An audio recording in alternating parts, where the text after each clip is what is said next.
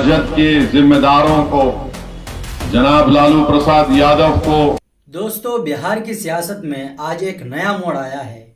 AIMIM ने RJD को एक खत लिखा था और उसी पर अवैसी साहब का अहम बयान सामने आया है।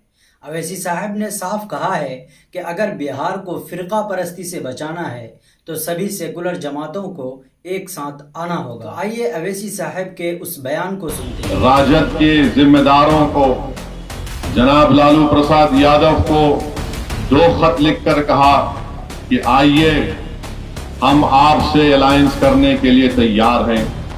आप अंदाजा लगाइए कि कितना सख्त और तकलीफदेह बात और फैसला हमने लिया था कि जिस पार्टी ने हमारे 4 विधायकों उन बेईमानों को खरीद लिया, उसके बावजूद भी हमने कहा कि आइए भाजपा को रोकते हैं। एक नहीं 2 खत अख्तरुल ईमान साहब ने लिखे।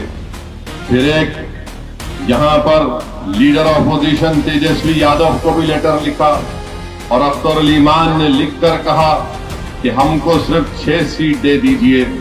अगर आपकी हुकूमत बनती है तो हमको मंत्री का पोस्ट मत दीजिए।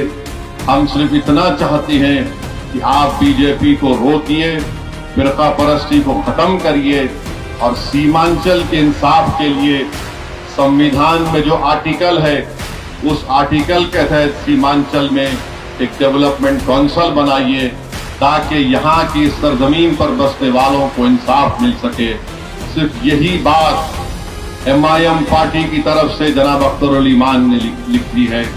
अब ये आपको देखना है, ये दुनिया देखेगी कि जो लोग हम पर झूठा इल्जाम लगाते थे और जो लोग हमसे सवाल कर रहे हैं कि आखिर क्या जरूरत थी आपको खत लिखने की, तो मैं उनको कहना चाह रहा हूं, जिसमें हमारे दोस्त भी हैं, हमारे दुश्मन भी हैं, हमारे मुखालिफिन भी है।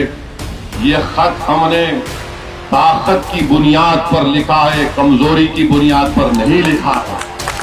और अगर कोई लोग हमारे खत लिखने को समझ रहे हैं कि आपने 5 सीट जीते थे, आज आपने खत क्यों लिखा?